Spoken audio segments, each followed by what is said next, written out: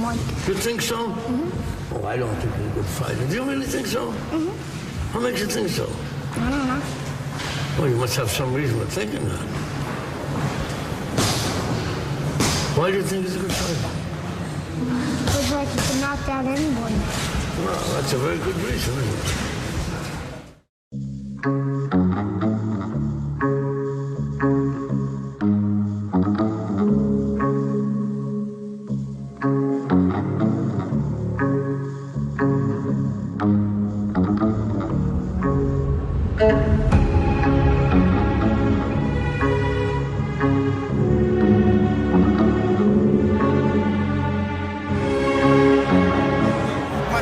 Impetuous, my defense is impregnable, and I'm just ferocious. I want your heart, I want to eat his children.